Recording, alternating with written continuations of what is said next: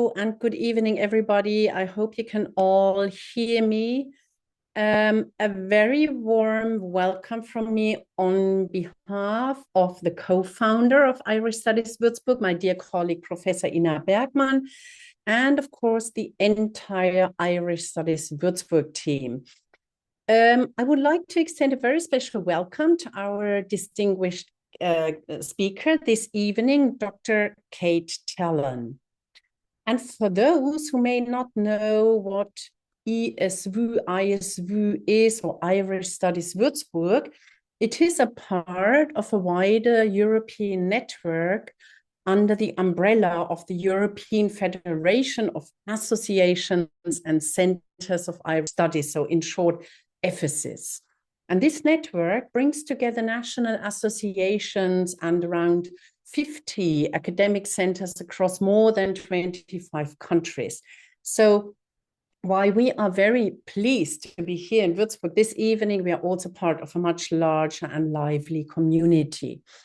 And here in Würzburg, we aim to create opportunities for exchange and collaboration, and among scholars, PhD researchers, also students of English, of course, and as importantly, anyone with an interest in Ireland beyond academia. And our work spans literature, language, history, and culture, from the Republic of Northern Ireland to the global Irish diaspora. And in practice, this means a range of activities such as readings, guest lectures, workshops, study days, symposia, conferences, and also organizing cultural events such as the Irish Itinerary, all of which tend to bring a welcome splash of green to Franconia. Now, you might ask the question, why Ireland here in Würzburg? So why do we do that in Würzburg? And the answer goes back quite a long way, because since the Irish monks, which are pretty well known in Würzburg, the Irish monks Cillian, Colonat, and Totnan arrived in Franconia in the 7th century, Würzburg has liked to think of itself as the Irish city on the continent. And one of the treasures of our university library, the Cillian's Evangeliar, is a reminder of these early connections. And it is not only one of our oldest manuscripts, but also something of a quiet celebrity, I would say, having attracted distinguished Irish visitors over the last years, including former President Michael Higgins and former Ambassador Nicholas O'Brien.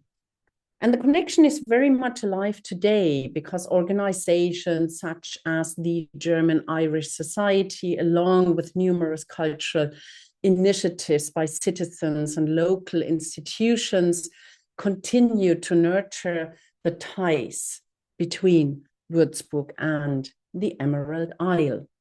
So in a sense, Irish studies here is not just an academic field, it is part of a much longer shared story.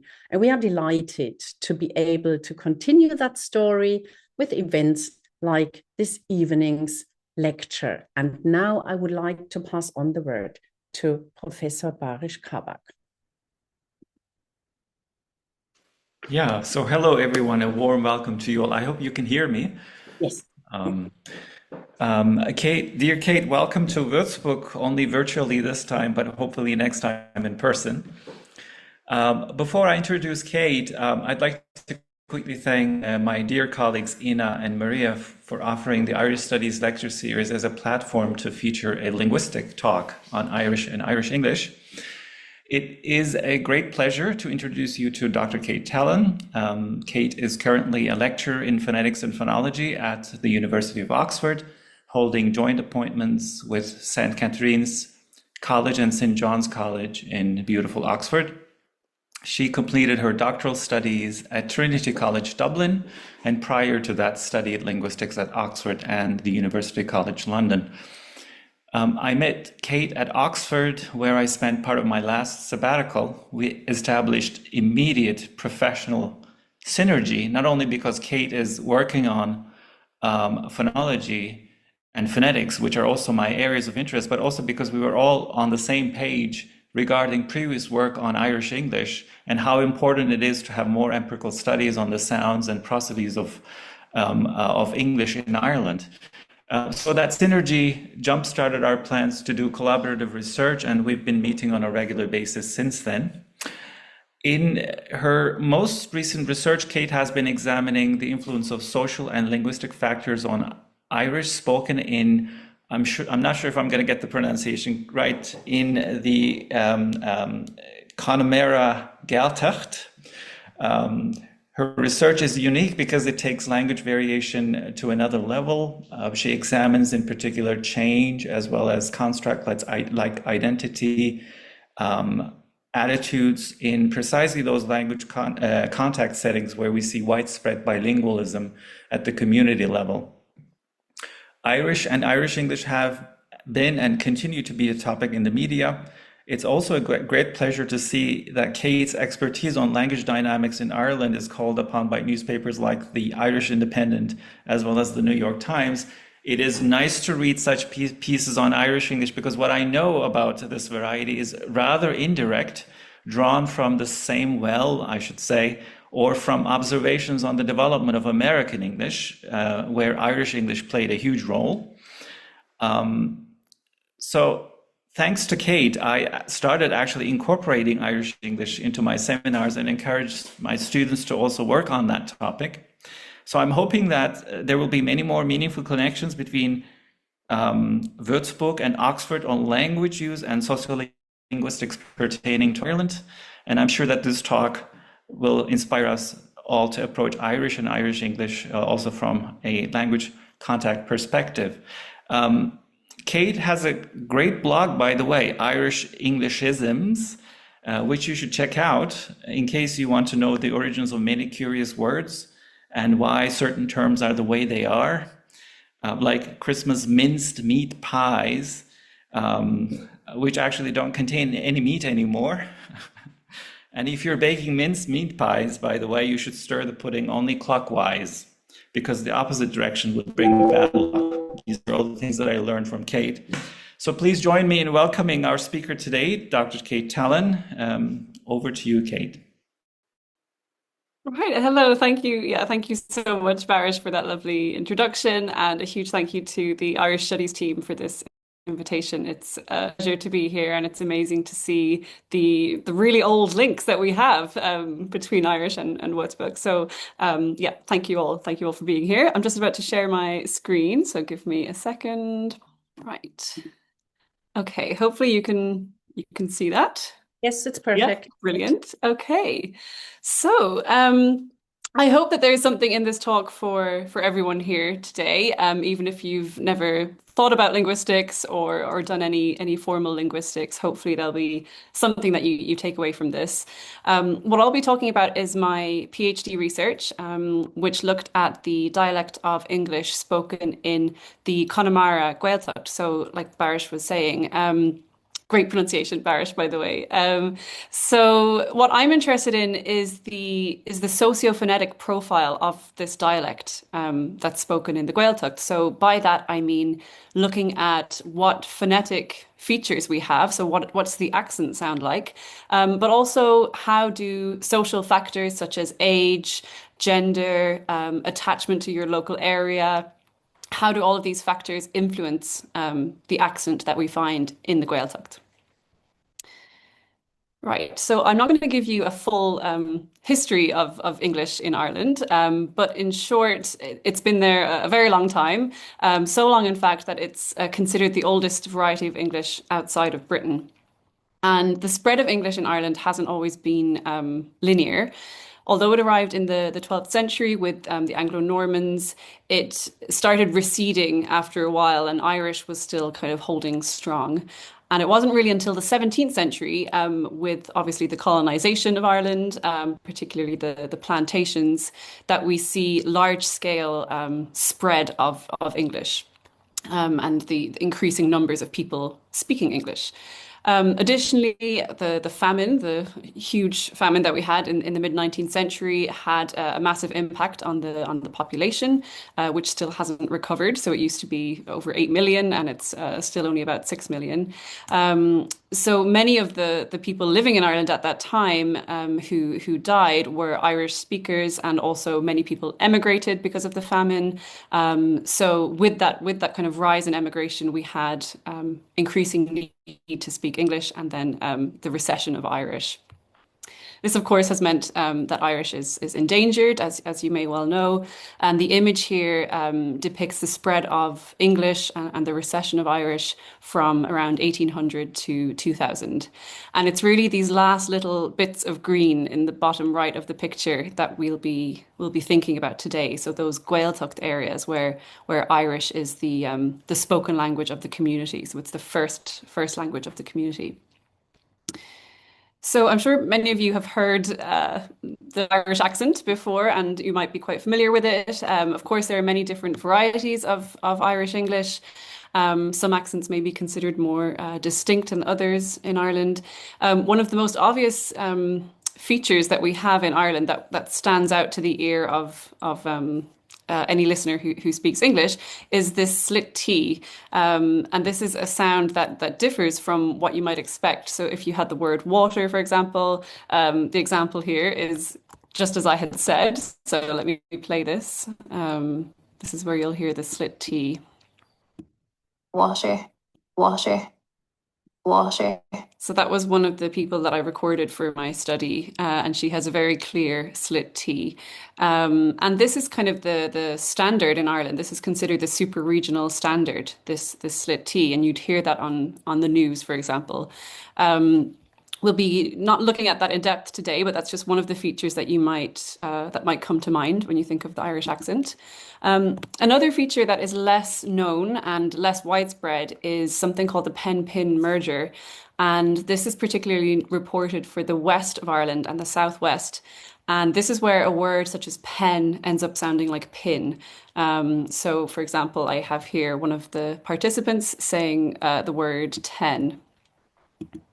Tin, tin, tin. So sounds like tin, right? So that's something that you'll find in, like I said, the west and the southwest, and it's just for those vowels, the e vowel before a nasal, so before an n or before an m.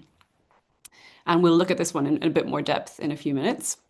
Another feature that you might have heard is epenthesis of a vowel, so insertion of a vowel where you may not find it in a well, say British English, for example. So instead of film, you might have film. And I think this example is a bit quiet, but I'll play it anyway. Film. Film. Film. Almost sounds like Philip. So there's a whole other vowel in there where you, well, wouldn't find it elsewhere. So with Irish English, there's quite a difference, of course, in say intonation as well. So in the north, you'll have quite different intonation. You might have rising intonation on a declarative, but yeah, we're thinking really only about the west today. But just so that you know, there's many different ways to divide up Irish English into different dialects. Well, why do we have these features in Irish is my next question. Where do they come from? And this is kind of the million-dollar question, and it would be really handy if we had a time machine, but we don't, so we can only work with what we've got. One obvious place to start when we're thinking about why Irish English is the way it is looking at the Irish language. So it's plausible that the people who spoke Irish before English came over ended up transferring some of their own L1 onto their L2, so first language to second language. And you'll all be familiar with this. If you're learning a language, you end up, having an accent in that language from your own native language. So it's very plausible that this has happened in Irish English. And those who kind of see this as the main source of non-standard features, so like the ones I showed you, would be called a substratist point of view. That's the kind of the term that's used. So that's talking about Irish as a substrate and English as a superstrate. So it's a language contact scenario. Of course, we also need to think about what forms of English were brought to Ireland. We know that, early modern English, Middle English was brought over to Ireland, and it's really early modern English in particular that ended up taking root. So a lot of the time, what we're observing in Irish English might actually be just something from an older English variety, say early modern English. And we know that we find particular, say, patterns of stress that you wouldn't find elsewhere. And we find parallels between Irish and these older forms of English that have since changed in Britain. And because those features are retained, so to speak, that perspective would be called the retentionist perspective. So if you give more weighting to that source, then you would be a retentionist, I guess. Also, we have the possibility that neither, Irish source nor an English source contributed the features, but it may be possible that Irish English has undergone processes that are similar to those that we might observe in, say, a Creole language, where we have linguistic features from multiple sources contributing to this one input. And these features then might be simplified or restructured by the person acquiring that language. So this touches kind of on the idea of universal grammar. I won't go into that in depth today, but just to note that there's other explanations that might exist for features that we have in Irish English. We also know that languages can do weird things, and they can change in certain ways, and it might not be down to either of these, any of these three sources that I've mentioned. So it could be an internal development that doesn't have a clear root in Irish or English or any sort of universal. And slit T might fit into that area. Okay, so what I'm concerned with really is this first source, so transfer from Irish. Like I said, we're looking at the Gaeltacht area today, so we're looking at Irish and English in contact and what happens when they're in contact. And there's two different ways that you can, I guess, study the influence of Irish on English. The first is one that has received, I would say, the large majority of attention among previous studies. And that is the historical influence of Irish on English. So again, this idea of Irish as a substrate, and then English coming in as a superstrate, and then the transfer of Irish into that English. But there's a second way that we can explore influence of Irish on English, and that is through synchronic or present day influence. So looking at native Irish speakers of English, looking at bilingual speakers. And there's really not that much research in this second area. And this is the one that I'm the most interested in here. And I think that looking at the Gaeltacht in particular, those Irish-speaking regions, will help us to balance out the picture that we have of Irish influence on English, and also could shed light on what happened in the past. And this opportunity to test Irish influence on English in the Gaeltacht is something that has been noted before. So there's been what I term calls to action to look at the Gaeltacht and think about the possible influences that we see in English there. And Raymond Hickey, who's done a lot of work on Irish English, considers the Gaeltacht to be this kind of living lab where we can observe the language shift of past centuries, but in the present day. So we can kind of see what might have happened when Irish was more fully bilingual. So that's where I'm kind of coming from.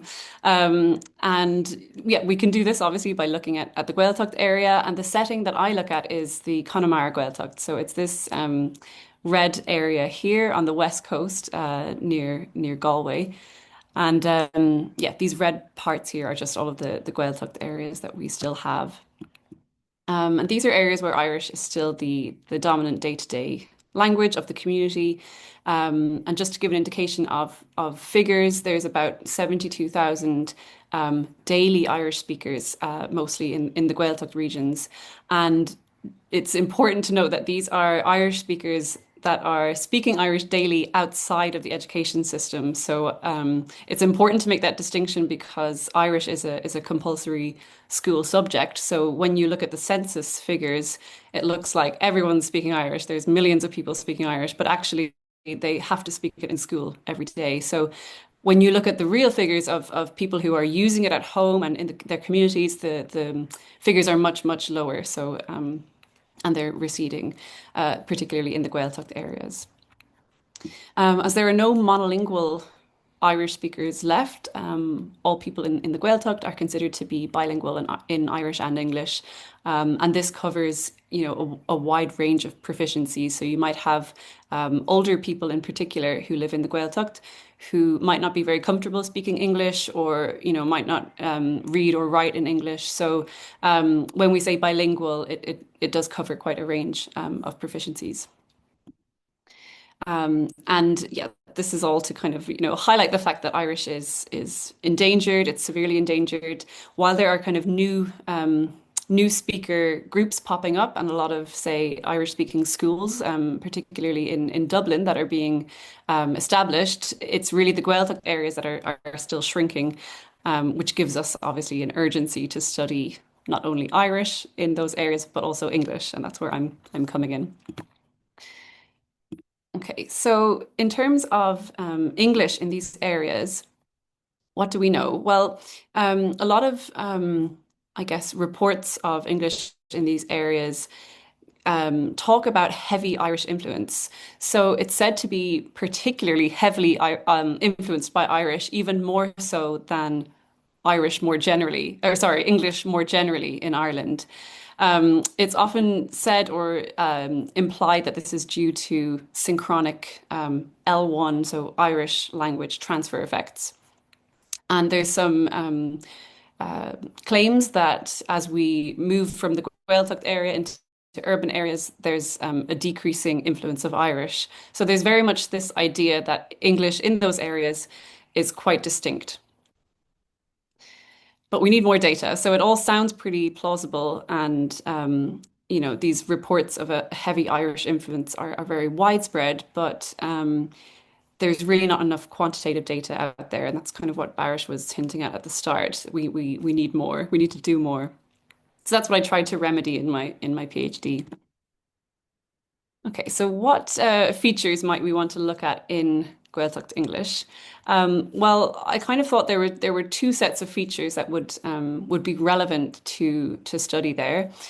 First of all, features whose origins are kind of less clear, or features that have multiple possible origins. If we can test, for example, Irish transfer in the Gaeltacht, then we might shed light on perhaps some historical processes.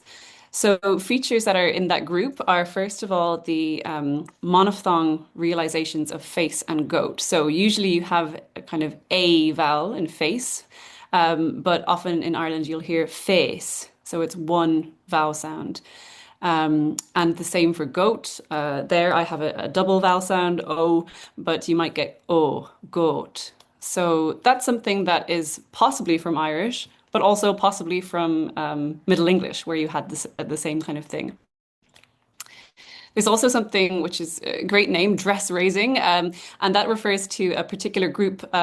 Sorry, just to say that these keywords here, like face, goat, dress, pen, etc., these are lexical sets which were developed by someone called John Wells, and they were just kind of keywords to talk about a group of sounds that are similar. So when I'm saying dress raising, it's the vowel, or called also the pen-pin merger. So you might have the and vowels merging, or you might just have the vowel raising. So like we had 10 turning into tin. And then, of course, the schwa epenthesis, that was the example of film. So putting in that schwa vowel. You also have features which aren't general to Irish English, but which are reported as being unique to Gaeltacht English, so unique to Irish speakers of English. And these are quite anecdotal, these claims. So this is where we really need a lot more data. we obviously don't have all day, so I'm not going to talk about all of these features, but I'll just touch on the pen-pin merger today and also velarization of L, which is instead of having what we call a clear L, so you might have, I'm thinking, so in the UK, for example, a lot of people wouldn't say feel, they'd say feel. So the L is kind of far back in the throat, and that can turn into even feel. You might have heard that as well. So what do you feel? Where you get L vocalization going even further.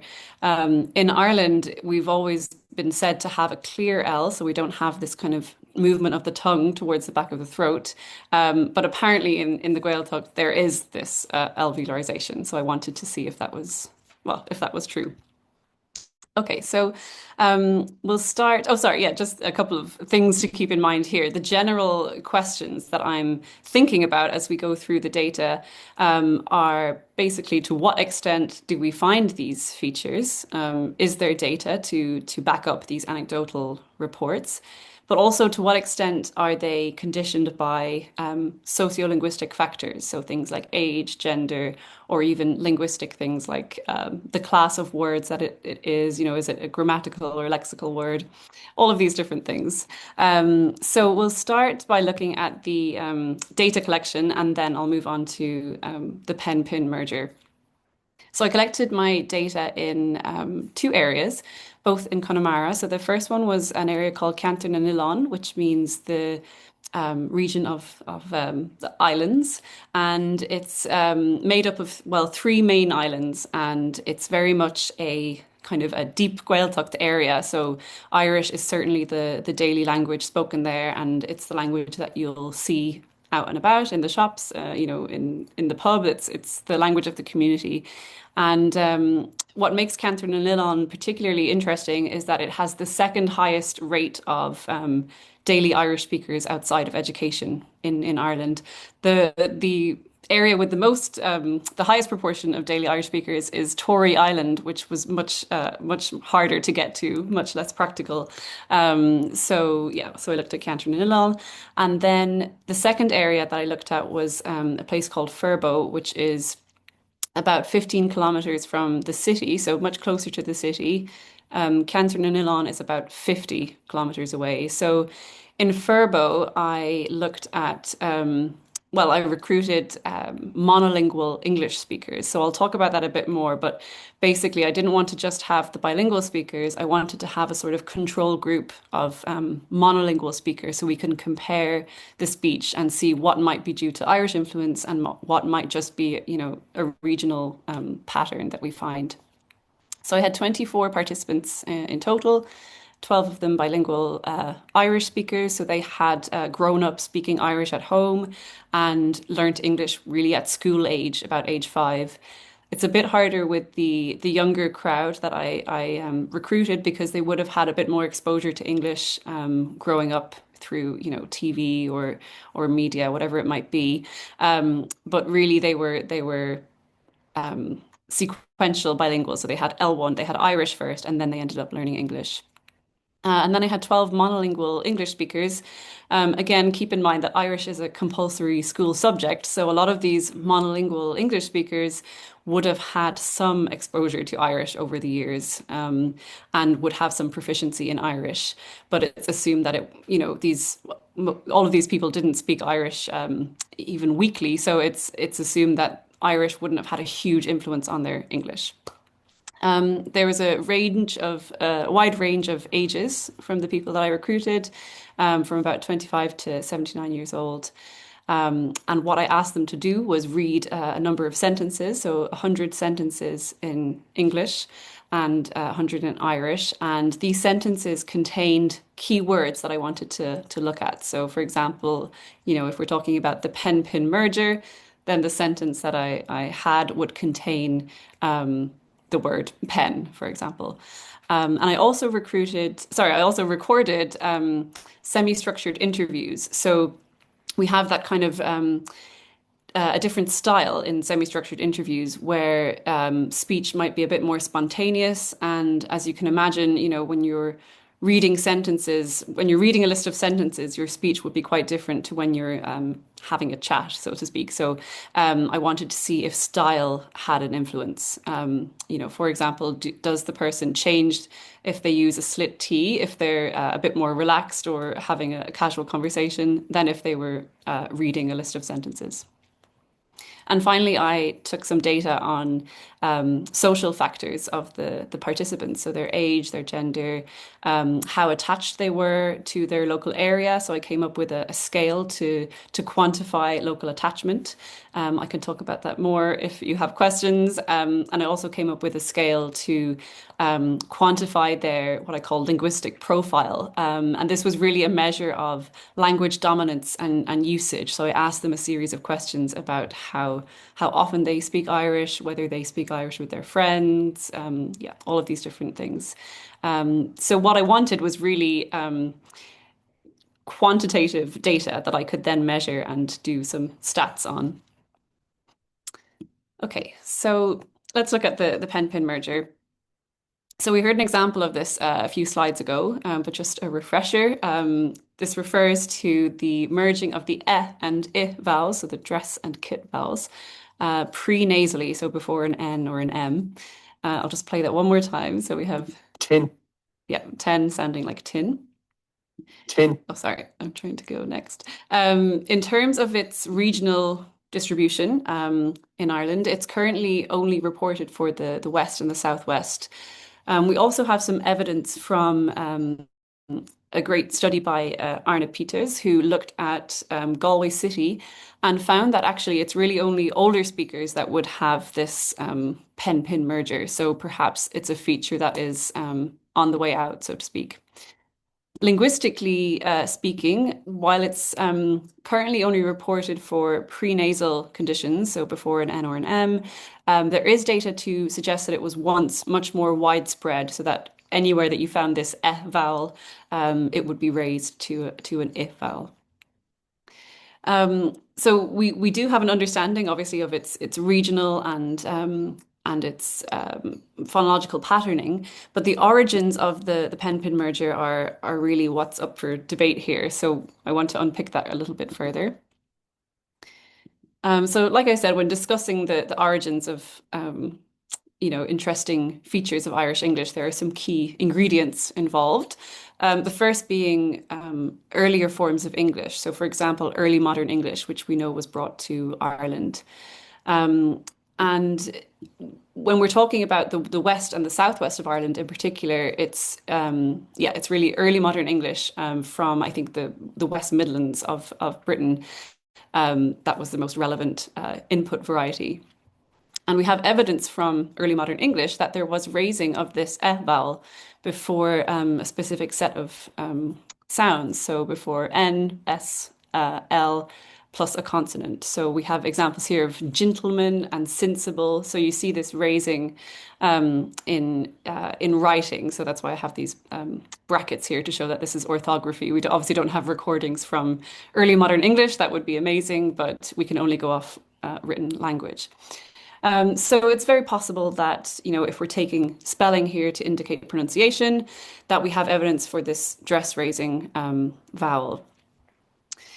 Just because we find that in early modern English, it doesn't necessarily mean, though, that it was brought to Ireland. We need to know exactly, which dialects came to the West, and it's pretty hard, but we have some idea, but not enough data, basically. The second ingredient, obviously, is the Irish language, and certainly earlier studies of Irish English were very quick to attribute any non-standard features to an Irish source. It does seem unlikely that Irish was a sole contributor of this feature, but we do have examples of this raising in Irish as well. So for a word like shenam, which means I play, like an instrument, you find raising to shinam in Connacht and Munster. So again, this west and southwest patterning, which gives us a kind of, alarm bells are ringing. It's very similar in terms of the regional patterning. And certainly some scholars have said this must be it. This must be where pen-pin merger comes from in the West. And it does look likely, but Yeah, there's so many different ways we could go. There's also something else to note, which is that this raised vowel in a prenasal position could also be due to a more universal phonetic tendency, whereby the following nasal can cause raising of a mid vowel, and there's research into that as well. So again, we have this issue of well, not an issue, but we have a lot of different options, and we need to kind of look into them a bit more. So for me, again, it's really this Irish ingredient that I want to question. So for the pen-pin merger, I first of all want to establish whether these bilingual speakers have the merger, and we might suspect that they do, given existing accounts of Irish English. My second question then is, if they do have the merger, and spoiler alert, they do have it, to what extent can this be attributed to an Irish transfer source, as has been claimed in previous accounts? So to answer this second question, I need to have that control group of monolingual speakers from the same region. So I've put that in as well. So in a kind of 2A part of research question 2, do the bilingual speakers have the merger to a greater extent than the monolinguals? That's a kind of maybe an indication that Irish may play an influence. But also, do they have this raising in their Irish? So is there something in terms of synchronic transfer, in terms of L1 transfer happening? Because people haven't really compared them side by side yet. So that's what I wanted to do. Okay, so for the initial steps of my analysis, I annotated the audio files that I had of the e and I vowels, and that involved, marking the vowel boundaries using some software called Pratt, and I did the same for the vowels in Irish as well. I then extracted at the kind of midpoint, the durational midpoint of each vowel, 2 measurements. One is for tongue height. So this is called F1. It's the first formant. I won't go into too much detail, but that tells us a bit about where the tongue is in terms of its height in the mouth. Is it near the roof of the mouth, or is it lower? So is it an E vowel, or is it an A vowel, for example?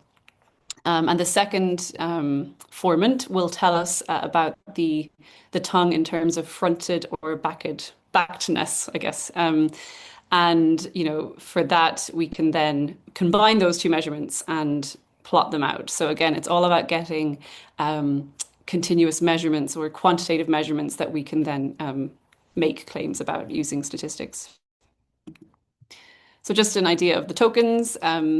We had about 500 tokens for English. Well, sorry, I won't go through all of these figures, but over 100 tokens for all of these. So Irish, there is fewer tokens, just because I ran out of time, to be honest, in my PhD. So it would be nice to go back and annotate those a bit more and see if it still stays the same with more data. Right, so let's look at what I found. Here we have a density plot which shows the first and second formants. So again, tongue height and tongue backness. In the navy, we have the I vowel or the kit vowel. And the one that we're perhaps the most interested in is in purple, so the pen vowel. And finally, we have the non-nasal vowel, the dress vowel, in orange. So what we can see here from this density plot is that the bilinguals on the left have a relatively higher degree of pen-pin merger than the monolinguals. So the purple blob is moving closer to the navy blob, basically. So we have this raising. So for these people, pen might sound more like pin. Whereas for the monolinguals on the right, it looks like we only really have the I vowel and then one category where pen sounds like pen or dress or whatever else. So there's not really a separation for the prenasal sounds. So in short, that kind of gives us the first finding, right? So it's quite a general finding and quite macro level, but it's the first piece of the puzzle. So Irish speakers show a higher degree of English pen-pin merger than the monolinguals. But before we start wondering whether this is due to an L1 Irish influence, I wanted to look at the social factors and whether they'll explain any patterns that we see. So obviously in this graph, we have all the bilingual speakers together. We have all the ages and the genders and people with different attachments to their local community. So if we start separating that out, do we see anything interesting? And before we jump to some statistics, I just wanted to explain a little bit about how you can get there through just those F1, F2 measurements. So if you want to measure the well, so yeah, I won't go. I don't want to kind of bore you with too much of this, but what I used was a measure called a Pillai score, and these are a common method used for vowel studies to measure overlap between two categories. So obviously we have here on the last slide, we're trying to measure the overlap between these two categories. And these Pillai scores are quite easily obtained via MANOVA tests that you can run in R. And the score can range anywhere between 0 and 1. 0 would mean that these categories are completely merged, and 1 would mean that they're completely separate. So that's the measure that I used for quantifying the differences in terms of statistics. So using those Pillai scores, I ran multiple linear regression models using R. So this is getting quite statsy, but I'll show you a nice picture. So here I'm looking at age in the image, but what I found from the predictors of merger for bilinguals and monolinguals was that, oh, sorry, for just the bilinguals, was that age and gender are significant predictors of merger. So you can see quite clearly here for the older bilinguals, I think this is the most interesting category, you have quite a high degree of merger. So the pen vowel has moved quite far up into the I space. Whereas for most of the other groups, there doesn't seem to be quite that degree of merger. So if you're an older bilingual speaker living in the Gaeltacht, chances are that you have this pen-pin merger. Also looking at, oh, sorry, don't know what happened there. Yeah, just to kind of, on the last slide, I said about age and gender. So I wanted to just plot out their gender so you could see a little bit about how that patterns.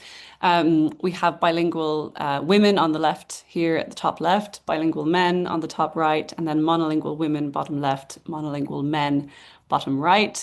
And yeah, looking here, we can see the bilingual men seem to be have that merger to a higher degree. I did look into the bilingual women here, and you can see there's kind of two centers, two eyes to this blob, and that was explained by age. So actually, older women had the higher tokens, and younger women had the lower tokens. Okay, so let's think about that Irish transfer source.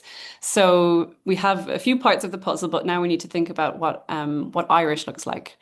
So having another look at those bilingual speakers, here I've just put them into their age categories. And this was divided, I think, at 50, below 50 and above 50. And we're wanting to know whether their Irish vowels pattern similarly. So does it look something like this? Turns out not really, which is quite surprising. So we have those accounts of, like I said, shinnim instead of shennim in Irish for the West, but it doesn't really look like we have that here. So again, the older speakers are of a bit more interest here, I think. So you have that merger in English, but then in their Irish, they don't appear to have a prenasal raising of eh. It's not really evident there. If anything, there's some fronting of the vowel. So this isn't really what we'd predict based on current descriptions of Irish. So we might need to kind of rethink, the fact that, rethink whether Irish is influencing their English in a sort of present day way. So is it happening right now that their first language is causing them to speak in a certain way in their second language? It doesn't look like it here.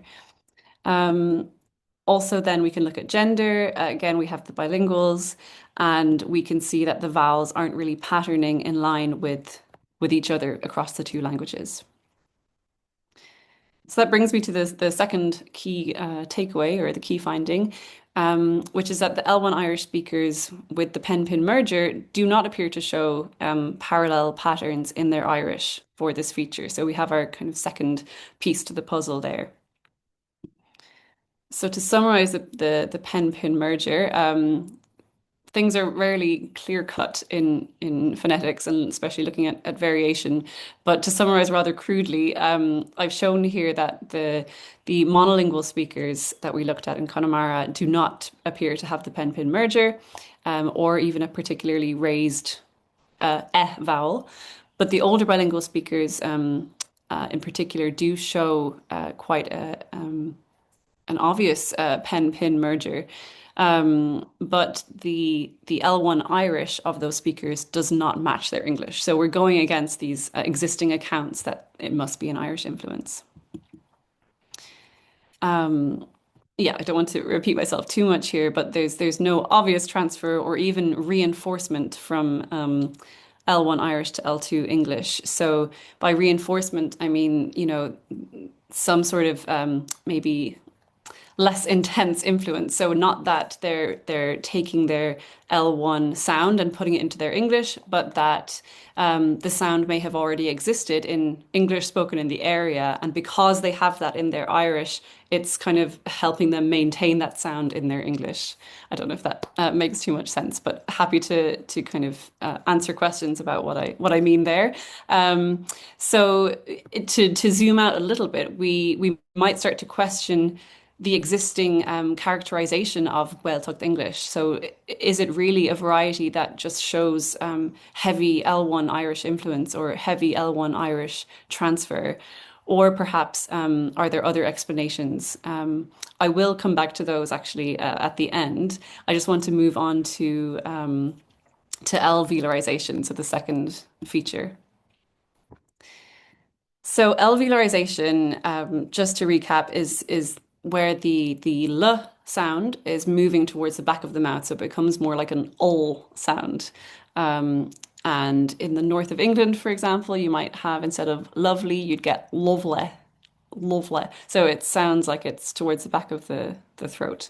And I'm looking at whether that is present here in Irish English. Right, so what does L sound like in Ireland? Most descriptions of Irish English would note the presence of a particularly clear L in all syllable positions. So I have an example here of one of my participants saying feel, and it has a really clear L to my ear anyway. Feel, feel, feel. So you can hear that feel. It's not feel as you might get in England, for example. So quite different to, Southern British English. There are exceptions, though, apparently, in Ireland. Again, I say apparently because there's not enough data. The first exception is that younger speakers of Irish English are said to have this dark L, we'll call it, a velarized L, in syllable final position. So, for example, in feel, they might say feel. And also native Irish speakers are said to have this dark L, not only syllable finally, as has been reported for younger speakers, but also syllable initially, so at the start of a word, which would be quite, quite unusual for Irish English. When I'm talking about younger speakers here on the left, those reports come from urban centres like Cork, Dublin, whereas here on the right, the native Irish speakers are very much Gaeltacht area speakers. So let's zoom in on the first one, so the young speakers. A couple of studies have shown that younger speakers have this velarized L, and Ray Hickey describes this as being quite a widespread feature throughout Ireland. Although we certainly lack data for many regions, it's considered to be quite widespread. And he considers this to be a sound change that has spread from Dublin. And he notes its salience as a sort of marker of youth speech in Ireland. So he calls it one of the chief distinguishing features between younger and older speakers of Irish English. Before my own study, this hadn't been investigated in the west of Ireland, let alone in rural Irish-speaking regions. The other exception, as I said, to the clear L is that native Irish speakers of English are said to show this velarized L pre and post vocalically, so before and after vowels. But this does remain quite anecdotal. Again, not enough data here. Hickey has claimed that the velarized L that we might find in these areas is due to transfer from Irish. So again, we have this this claim that Irish is playing a role here. Irish does have a velarized lateral phoneme. I'm aware I haven't talked much about the Irish sound system today, but happy again to to send on some references if you're interested in the Irish sound system. But we do have different different L sounds in Irish. We have the velarized lateral phoneme. Wait, let me get the words up. So I'll just play the difference, see if you can hear the difference. So the first one is the velarized phoneme, so similar to what I'm talking about here. Lay, lay. Okay, the second one here, we have a palatalized lateral, so the soft palate, sorry, the hard palate of the mouth is involved here. Lay, lay. And finally, an alveolar or a neutral L. Lay, lay. So it's not really, I mean, immediately clear, or at least it's not explained in any depth why speakers might transfer their velar phoneme into their English, but we're working with those descriptions for now.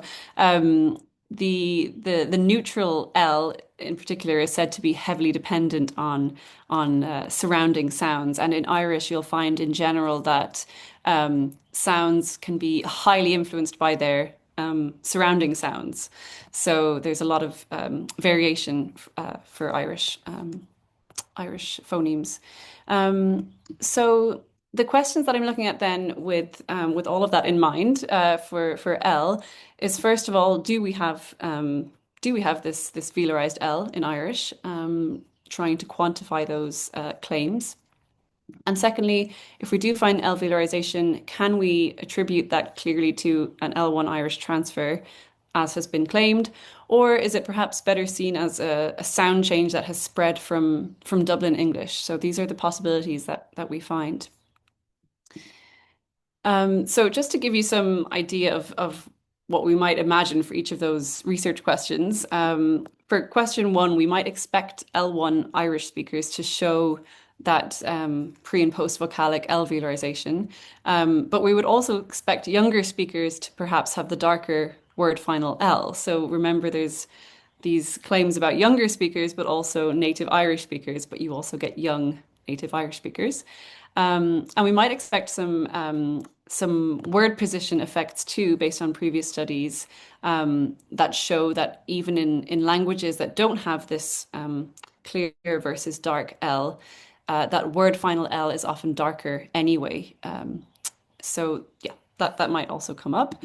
And then for question 2 regarding transfer, it's obviously quite hard to prove transfer, but some things that we might look out for are overlap of the Irish velar L and English velar L when we're looking at quantifying them. So seeing if it's velarized in bilinguals, in their Irish and their English.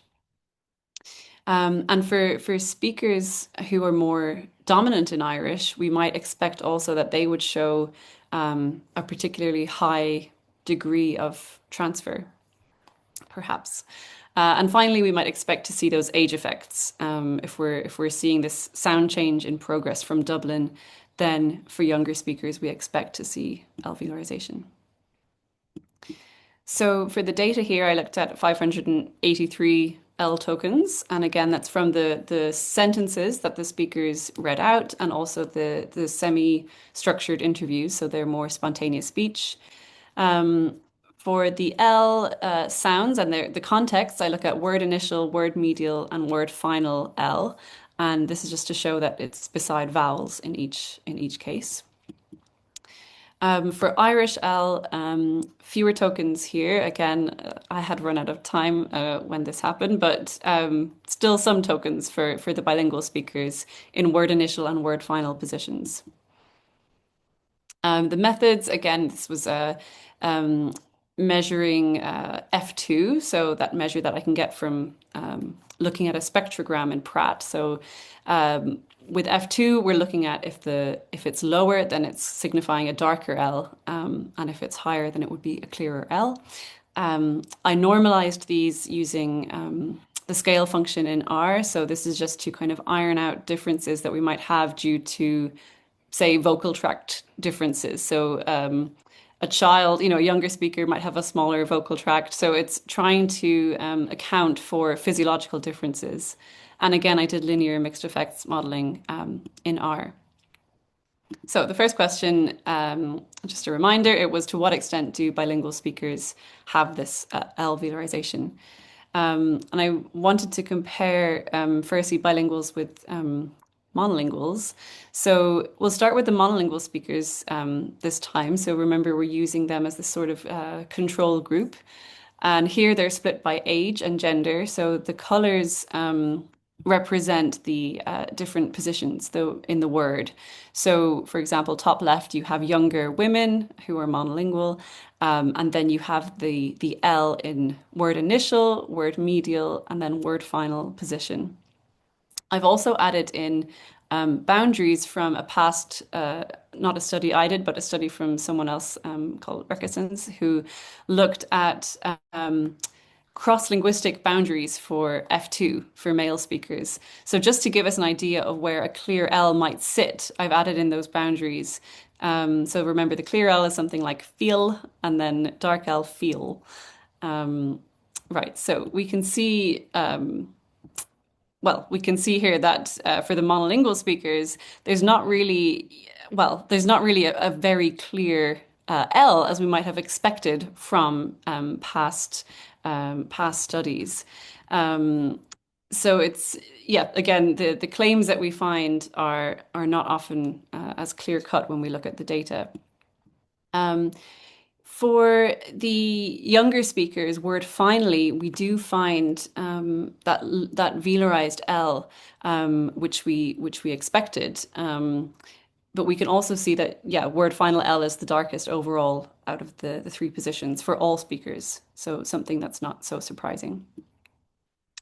If we look at older speakers, I'm using the men here as we have those reference lines.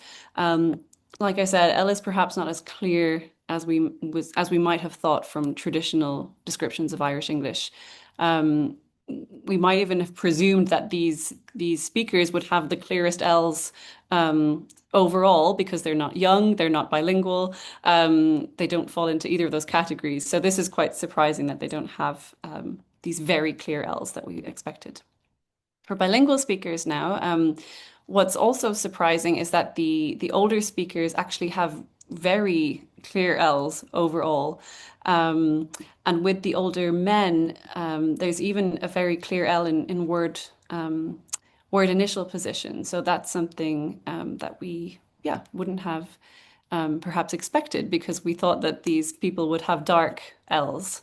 But they actually turned out to have very light L's.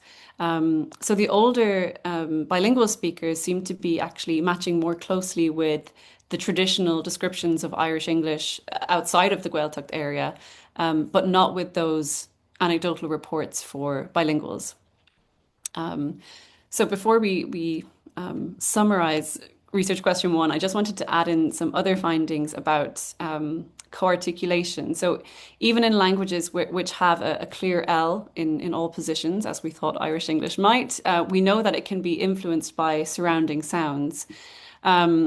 And one of the past studies I looked at, which I mentioned with the boundary lines, showed that F2 values for L were higher before front vowels, say like an E vowel, for example. And another study by Nance and Kirkham found that L before high vowels was significantly clearer than before low vowels. So we need to take that into account. So I plotted these rather rough graphs for each speaker group, just showing the F2 value for word initial L. And this is showing the Hertz values. But what we see here basically is quite a clear pattern of co-articulation. So as the vowels change, so the neighboring vowel of the L sound, the L itself is changing. So that's something we need to keep in mind when talking about the quality of L. So, right, to answer research question 1, it's kind of the opposite of what we thought. So the only evidence of L velarization for those native Irish speakers of English is within younger speakers. And the older bilinguals actually had the clearest Ls, clearer than monolinguals, and that challenges previous descriptions. We also when we're thinking about that brings into question the idea of an Irish transfer. So again, we're kind of having to rethink whether L1 Irish is having this massive influence on English in these areas. We do have, post-vocalic alveolarization, but it's not exceptional. It's also found for the monolinguals. So yes, that's just something to keep in mind. And again, like I said, we have evidence of co-articulation, so L changing depending on its neighboring vowel. For research question 2, we know that overall the monolingual speakers are showing darker Ls, which is unexpected. And this is the first challenge to the transfer story. But to go further, we need to look again at the Irish data. So what does L sound like in Irish? And then we need to compare that with their English. So we know that younger bilinguals have the darker word initial L than their older counterparts, but how dark is it? And does it approximate their Irish velar phoneme, which is very clearly velarized? Well, the Irish velar L in green is much darker than the English L for most of these speakers here. So there's quite a clear distinction. It looks like they maintain this clear acoustic distinction between their English L in word initial position and their Irish velar L. So actually, it doesn't look like they're mirroring their Irish in their English. So again, it's suggesting that the bilinguals are not simply directly transferring their Irish velar L onto their English. Okay, and then word finally, among the younger bilinguals and the older bilingual women. So here, this is all bilingual speakers, younger on the left, older on the right. There is a degree of overlap between their Irish and their English laterals, whereas they're maintained as quite distinct for the older bilingual men. So we have overlap. So is this evidence of transfer? Well, it looks more like that the darker English L. Sorry, I'm losing my thought here. So it looks like this overlap is driven by darker English L and clearer Irish L. So if we go back a slide, we can see they're quite separate here, and Irish is quite dark. The Irish L is quite dark, whereas in word final position, the Irish L is a bit lighter. So perhaps what we're seeing here is actually convergence. So we know that in communities where you have languages coexisting for many years, they can start to converge, so start to sound similar in certain ways. So what we might be seeing is cross-linguistic convergence for these younger speakers, which is something that we know can happen. And certainly with the increasing influence of English media and the younger speakers having much more access to English and using English more, it's not completely unthinkable that this could happen. So that's just something I wanted to bring up. not going to bore you too much with the stats, but just to show you if anyone is interested in these kind of output tables. I investigated the sociolinguistic factors that influenced the L F2 values. For the bilinguals, the linguistic profile score, so this is down here, second from the bottom, came up as significant. And again, I can answer questions about that profile score. It's a scale that I created myself to try and avoid this harsh bilingual, monolingual dichotomy, whereas actually we know that bilinguals can differ quite a lot in their language use and their language use patterns.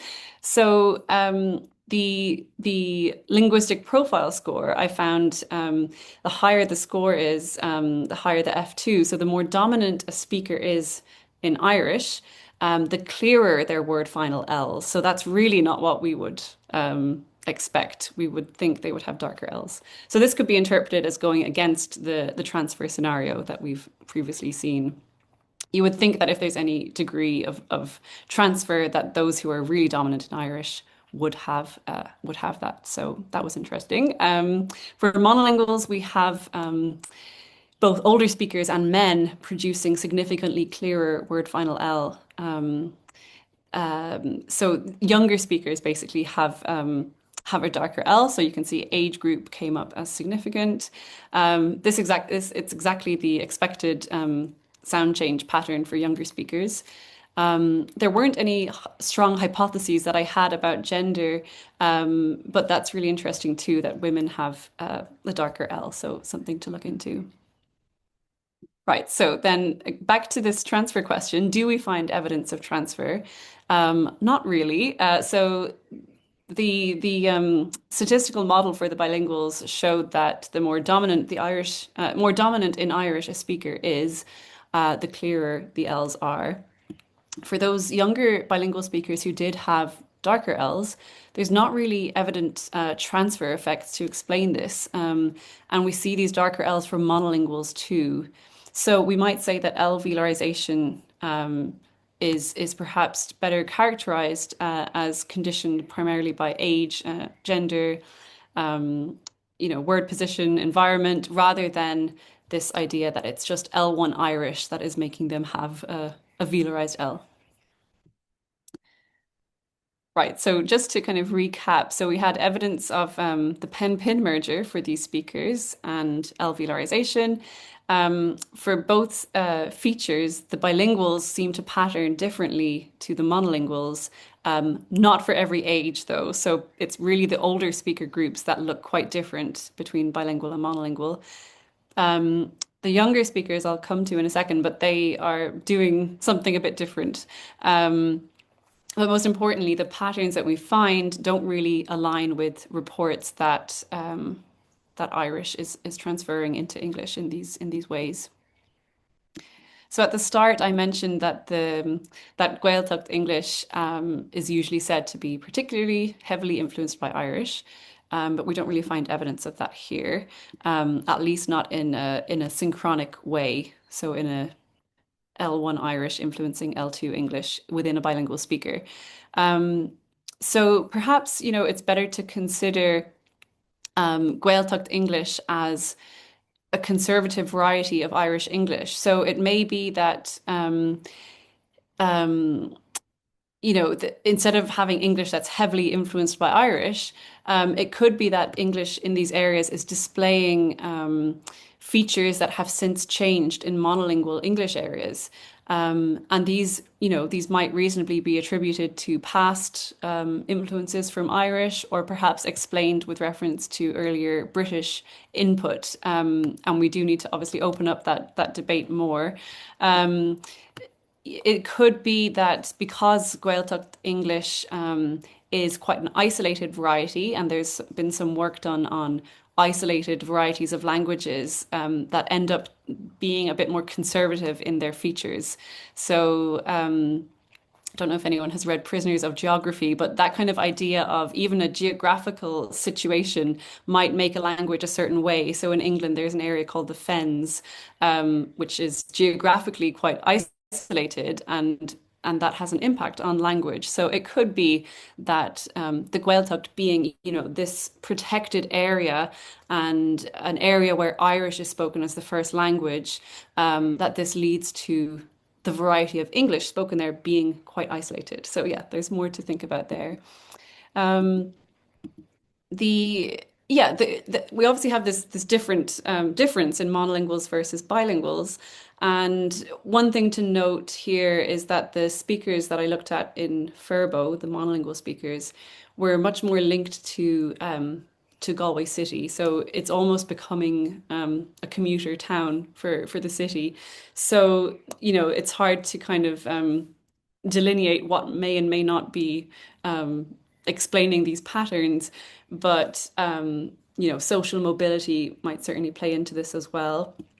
And there's this question of whether living in the Gaeltacht, you perhaps, I don't know, I'm not a native Irish speaker, but you might want to dissociate from urban norms, urban speech norms.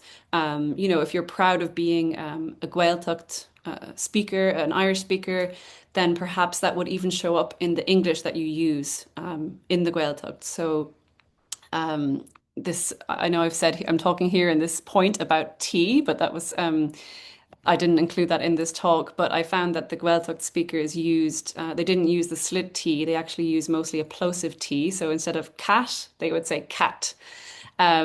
Is that, because they can't make the sound that appears in Galway City, or that their Irish is influencing their English and it's blocking them from making that sound?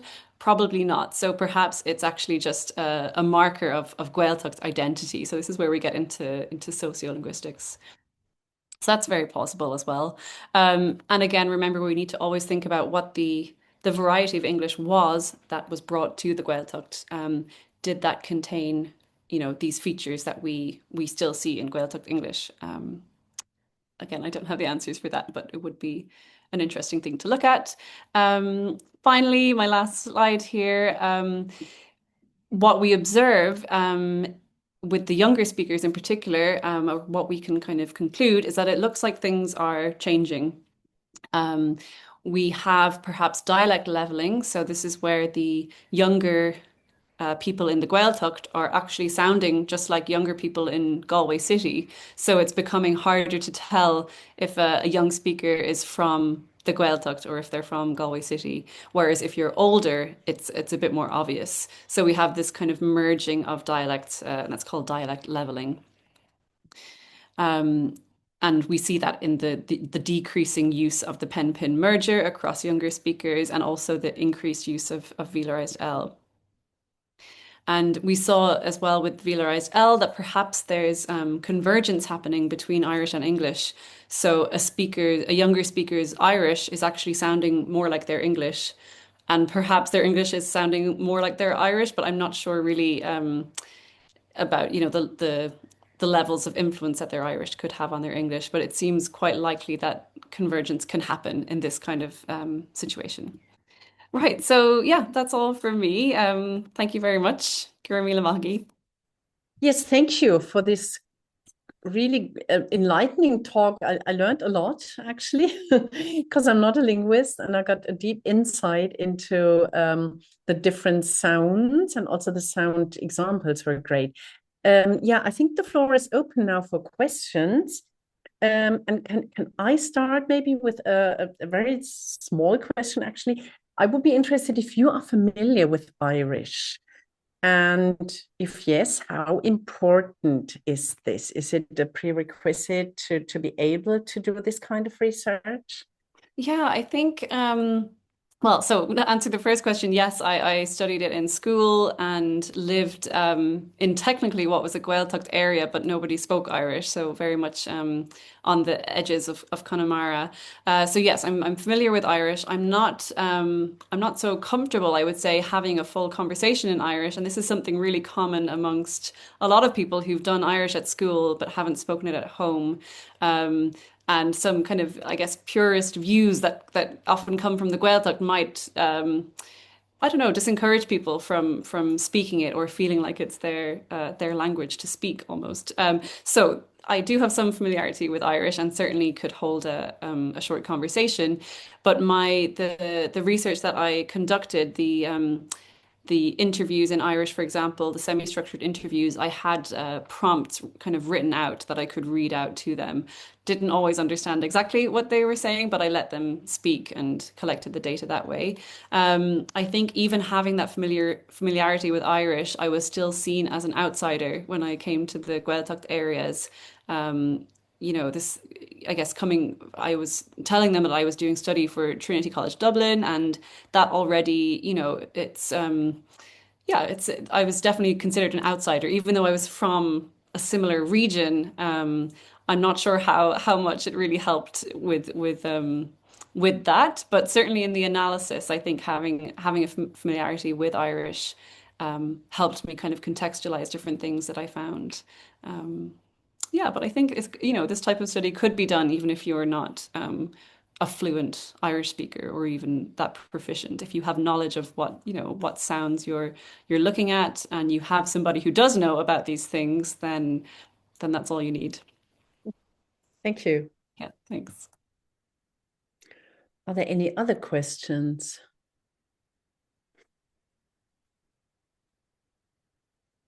Yes. Emma, yes. Hi, Kate. Bolshe Gidi Oskil Würzburg. Very well. I'm a native speaker of English and, like you, had to learn Irish basically as a second language in the classroom. Yeah. And I was very interested in you talking about the monolingual speakers. In my day, going to the Gaeltacht, and it's a long, long time ago, there were still monolingual speakers, quite a few of them. So the parents of the Banantee or the parents of the Farantee. And I was wondering about the monolingual speakers on your slide. Your slides, you had a few slides with initial, medial, and final position. Are those monolingual or have those monolingual speakers all passed away now? Or Yeah, so the monolingual, so here I had bilingual Irish English speakers, and they were the native Irish speakers. And then the monolinguals were monolingual English speakers, so from Furbo, so people who actually didn't have Irish, and that was the sort of control group, I guess. But yeah, certainly in the bilingual group, a lot of those older speakers that I recorded would a couple of them really didn't want to even speak in English. So I think true monolinguals though would have probably passed away by this point in terms of not being able to have a short conversation in English. So yeah, it's a pity because it would be amazing to have monolingual Irish speakers still, but it's sadly not the case. But yeah. thanks for clearing that up. My day in the Gaeltacht was a long, long time ago, and I'm dating myself by saying in the 1980s. So Yeah, no, it's certainly, I think, yeah, even in that short time, it's completely changed, hasn't it? So like the older speakers now would mostly be have some proficiency in English. But I'd say in the 80s, there was a couple who might not even say that they had any English. Yeah, it's very interesting. Yeah, thanks, Emma. and is it okay to ask another question? Is there time or I'm a me. Yeah, it's Yeah, yeah. yeah, of course. Yeah, go ahead, do you Emma. notice a resurgence in Irish? You're based in England now and in the area of linguistics. Do you get asked quite frequently? And Yeah, have you yourself started refreshing your Irish? yes, I during the PhD I did take some more Irish language classes. And in terms of a resurgence in Irish, well, in the actual Irish speaking side of things, in Dublin, for example, there are a lot of Gael schools, so Irish-speaking primary schools that have popped up, and lots of new speakers of Irish. So in that, it's actually growing quite a lot. So it's mostly a kind of middle class thing now, and it's cool to like speak Irish suddenly. Or Kneecap, the band Kneecap. I don't know if anyone is familiar, but they're certainly contributing to a revitalization of Irish. But in terms of research, since I've been over here, there's not really anyone working on Irish, sadly. There is one person I think who teaches Irish, and then people look at kind of Celtic languages more generally. But no, more is needed. Yeah. Thanks. Thank you. Gurv Margaret. Thank you for me, Margaret. Yeah, Barish. Yeah. So Kate, thank you very much for this talk. It was what a wonderful way to actually test these anecdotal pieces of evidence with systematic data. I'm not going to bore the audience with the detailed questions. I'm going to ask general questions, and similar to what Emma asked, actually, that I'm interested in the monolingual speakers as opposed to bilingual speakers, because you had a measure of profiling their degree of bilingualism, right? And in that data set, did you see gender differences? Because you also quantified that to some extent, right? Because Yeah. you're saying that, for example, L velarization, women tend to have clearer L's. That's Yes, I think so. Yeah, yeah. oh, sorry, darker. Or Women have younger women darker. have darker. Yeah, younger women have darker L's. Yeah.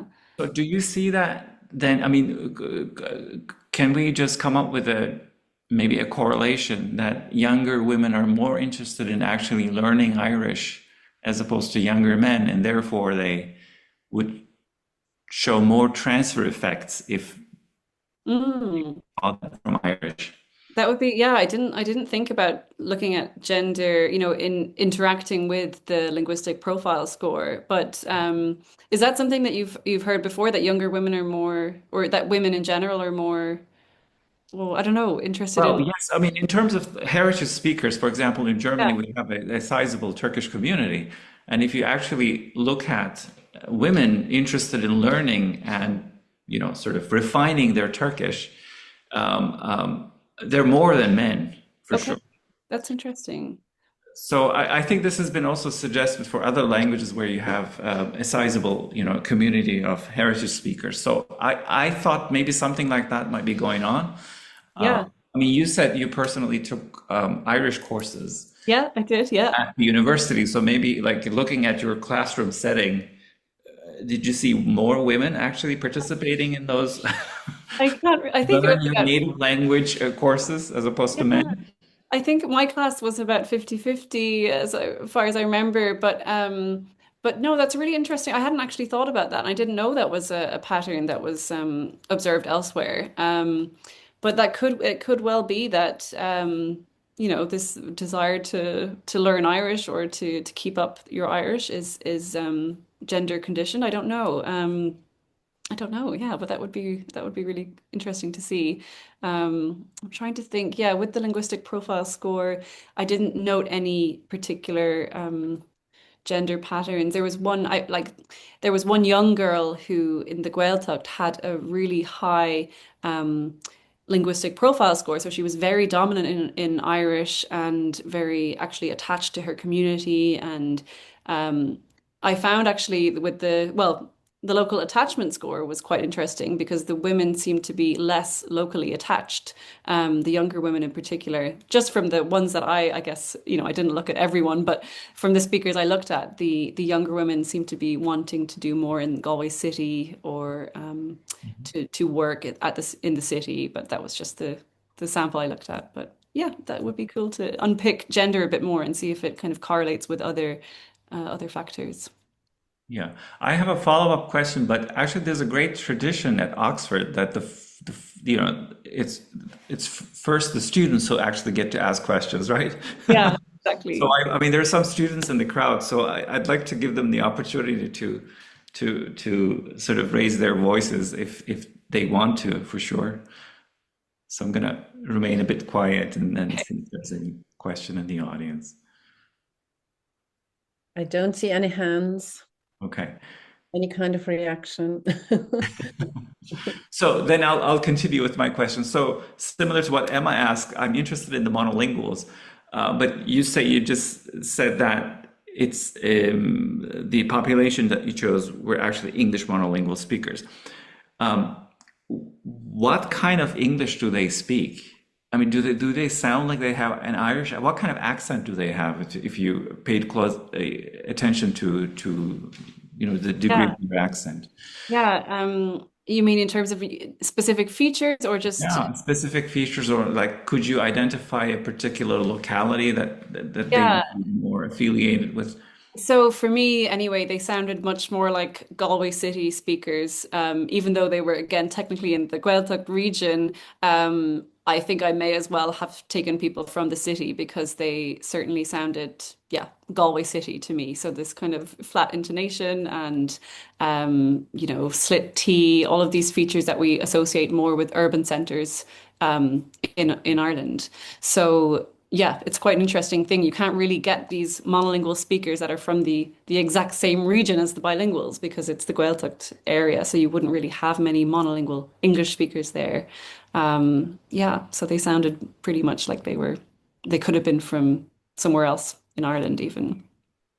Yeah, Thank you. thanks. Yeah, I have a completely different question, if I may. Your research focuses or foreground, I would say, phonological patterns. And I'm curious whether you also explore maybe broader layers of linguistic meaning. Have you looked at semantic shifts or maybe also subtle grammatical innovations that emerge over time? Because my idea is that language is also kind of dependent on cultural trends and maybe linguistic fashion cycle. And because when I came to Ireland, I learned the word crack, for example, or grand, and Yeah. interested if this is something very regional, or have you looked at that? Maybe come Yeah, back to. no, I've very much stayed in the phonetics, phonology area and sociolinguistics, but I mean, yeah, in terms of semantics, I haven't really, looked at that much, but certainly you do find, as you would anywhere else, that the younger speakers of Irish English are quite, innovative in terms of, yeah, new words and new slang, and then that changes, month on month almost. Um, yeah, there's certainly, regional words that are, unique to certain regions. I'm just trying to think. I can't even, yeah, nothing comes to mind at the moment. But obviously, as you would get anywhere, you've got this kind of regional dialectization happening. I don't know if that answers your question at all, Maria, but I haven't really looked at beyond Yeah. phonetics and phonology yet, but it would be really interesting. And would this be connected in any way to what you see as language or what is spoken language in Northern Ireland? Sorry, say that one more time. Do you see connections to what is spoken in Northern Ireland? Would you say that there are similarities if you have maybe fashion words, trendy words in Irish, particularly in Ireland? So does it go all Yeah. around, or does it just happen in the Republic of Ireland? It does not cross the border, so to say. Yeah, in terms of Irish, I think with I was saying the band Kneecap. I don't know if you again, Mhm. if, I mean, many people are familiar, but they're from the north, and they've certainly had this other resurgence. So what we had been seeing up until around the time of Kneecap was most of the kind of trends in Irish coming from, I would say, the West, like Connemara, or that's the kind of that would seem the epicenter of Irish almost. But now we have yeah, much more happening in the north in terms of Irish, and with Kneecap, I'm sure there's a lot of people who are suddenly interested in learning Irish. But yes, there are big similarities between the dialects in the north and elsewhere in Ireland in terms of Irish, but also in terms of English. I mean, obviously, intonation is quite different in the north, but yeah, in terms of lexicon and words that are used, I think that they're quite similar, yeah, between the two areas. Yeah, thank you. Thanks. Are there any other questions or maybe comments or anything you would like to know? Yeah. Yes, Barish. Yeah, so thank you. I just have a comment actually. So the pin-pen merger is also is a quintessential in the United States. So Southern American English Mm. features the pin-pen merger, and it's also receding. So I was wondering if there were any studies, and whether you're planning to to kind of look at whether there are similarities between, you know, how the pin-pen merger emerged in the South and what's happening to it versus what's going on in Ireland. Yeah, I haven't, no, I haven't planned that, but I think that would be, yeah, it would be really interesting, right? And perhaps it's this early modern English Yeah. um, input that America had and that Irish had. Um, and yeah, so in the South, well, yeah, I'm not sure exactly where the pen-pin merger is seen to kind of originate in the States, but if it is in those areas where we did have older varieties of English coming from Britain, then that would be a really nice kind of t tied up, thing to present. But no, that would be good. Let's collaborate on that. I think that would Although it's a bit difficult to tease that apart because there's yeah. also the Irish English influence in the South. Exactly. Yeah, yeah, Yeah. true. Yeah. So yeah, I wonder how influential though. But yes. And again, it could just be this universal phonetic thing that you have, the nasal doing something, the nasal sound doing something to the vowel. So yeah, but very interesting. That would be cool to, yeah, compare with American English. A follow-up research question. Yes, thank you so much for Thank your you. talk. Yes, thank you for the discussion, answering all our questions. And I think there aren't any other questions. Your hand is just still up, Barish, right? Okay. Yes. So I think we can call it a day because there isn't anybody else putting up his or her hand. Thank you very much again.